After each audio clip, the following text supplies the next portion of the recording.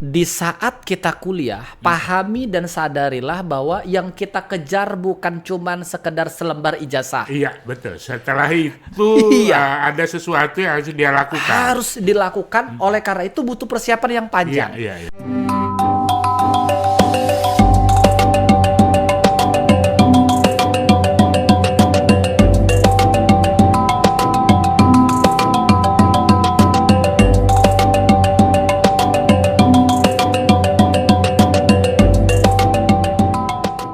Oke, jumpa lagi kita dengan Administratif Institute. Selamat sore sahabat semua. Assalamualaikum warahmatullahi wabarakatuh. Waalaikumsalam. Kami pun. Ya pun. Oke, hari ini kembali kita jumpa lagi dengan Bang Saiful. Bang Saiful lah, Siap. CEO Lampung Cerdas.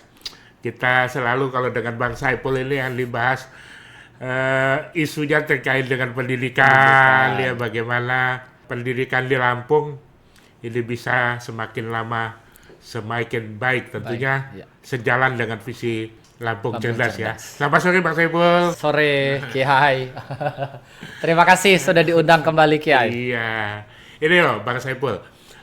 Sore ini kita ingin membahas paradigma yang terjadi di mahasiswa-mahasiswa kita. Oke. Kita tahu saat ini jumlah mahasiswa kita di berbagai perguruan tinggi, Ya.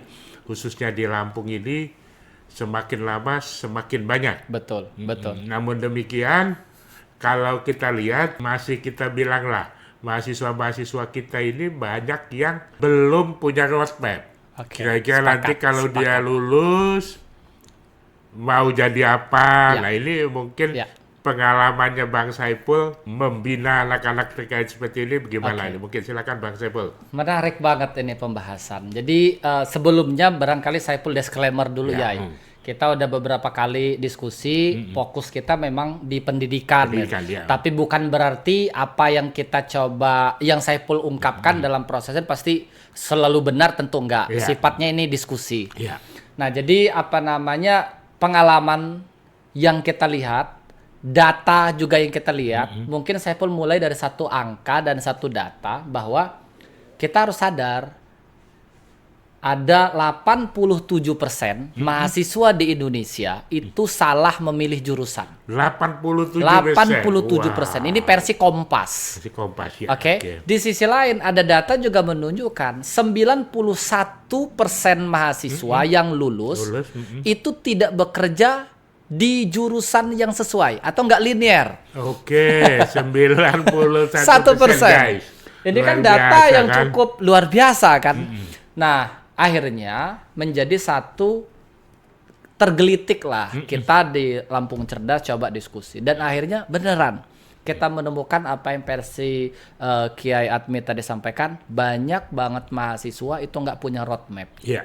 Nah, kuliah ini kan plus minus 8 semester. 4 semester, tahun iya, lah iya, artinya. betul. Dalam proses 4 tahun ini kan cukup panjang. Ada sekian detik, menit, jam, hari, Betul, minggu, bulan, dan tahun. Temulah itu.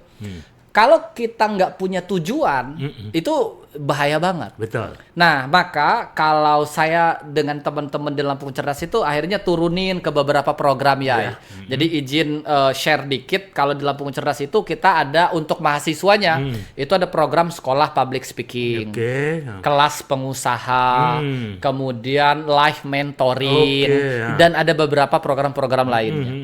Dalam proses ini kita selalu berikan pemahaman kepada mahasiswa bahwa di saat kita kuliah, pahami dan sadarilah bahwa yang kita kejar bukan cuman sekedar selembar ijazah. Iya, betul. Setelah itu Iya. ada sesuatu yang harus dia lakukan. Harus dilakukan, oleh karena itu butuh persiapan yang panjang. Iya. Nah, persiapan apa yang mau kita selesaikan? Kalau kita nggak punya tujuan, nggak punya roadmap, itu lantas bagaimana? Sesederhana saya selalu berikan challenge kepada teman-teman mahasiswa, wajib punya roadmap studi. Oke. Gitu. Nah, di situ kita beri pemahaman. Ada yang namanya studi, ada yang namanya learning. Oke. Nah, berdasarkan literasi dan diskusi yang sering kita lakukan, Kalau studi itu kan sebuah pembelajaran yang terstruktur, Betul, tersistematis. ya, betul. Sementara learning ini ya ngobrol Ya, begini pun dapat bisa dengan sumber yang bermacam-macam. dengan bermacam-macam. Nah, minimal mahasiswa itu harus punya yang namanya roadmap studi. Artinya apa? Lulusnya kapan? Semester berapa lebih spesifiknya? Kemudian punya IPK berapa? Nah, ini sering jadi kalau Saiful diundang ke kampus untuk sharing gitu kuliah umum, Saiful selalu tanya, berapa target IPK? Itu macam-macam. Ada yang 3, ada yang 3,2, ada yang ambis banget 4,0. Wah, itu boleh lah begitu. Tapi kalau ditanya, dulu Saiful punya mentor. Beliau kasih arahan, lalu Saiful praktekkan dan itu terbukti. Jadi Saiful akhirnya sampaikan kepada teman-teman mahasiswa, kalau boleh usul, lihat syarat daftar beasiswa S2 itu berapa? Let's say 3,50. Maka jadikan itu syarat Sebagai minimal kelulusan. Tujuannya. Iya, minimal itu gitu. Lebih dari situ ya terserah teman-teman gitu. Kenapa? Siapa tahu punya opportunity untuk bisa kuliah lagi memenuhi syarat nilainya. Itu satu roadmap-nya. Barangkali begitu ya. Nanti kalau memang boleh kita elaborasi, ada pintu gerbang yang harus mereka hadapi. Barangkali gitu. Betul. Nah, bicara saya sepakat. Jadi memang mahasiswa itu kan setelah 8 semester lulus. Nah, yang harus jadi pemikiran ini setelah dia lulus, apa mimpi dia? Iya. Nah, sehingga prosesnya bisa kita sesuaikan. Apakah nanti dia setelah lulus ingin menjadi pengusaha? Nah, betul. Apakah nanti dia setelah lulus jadi anggota DPR? Oke. Atau setelah lulus ingin jadi dosen? Oke. Nah, ini saya kira mungkin jadi sesuatu yang berbeda juga ya, Saiful. Mungkin gimana menurut Saiful? Iya, jadi kan kuliah ini 4 tahun. Oke. Tadi sempat kita bahas bahwa jangan pernah mengandalkan ijazah yang 1 lembar itu. Oke. Karena ijazah itu, yang nilai yang tinggi itu, buat yang mau kerja nih, itu hanya mengantarkan Anda ke gerbang wawancara. Setelah dipanggil wawancara itu udah nggak berguna lagi. Kalau boleh kita kutip kata Rocky Gerung dia. Iya. Ijazah itu cuma bukti pernah belajar. Iya. Pernah sekolah. Iya, jadi dalam proses tadi sampai Saiful juga kalau diskusi dengan teman-teman mahasiswa sering juga bilang begitu ya. Saiful hari ini itu hasil dari apa yang dilakukannya di masa lalu. Betul. Dan Saiful di masa depan itu hasil dari apa yang dilakukan hari ini. Nah, sekarang hari ini kita sedang kuliah. Let's say semester 1, semester 3 atau semester 5 misalkan begitu. Atau semester berapa lah Anda.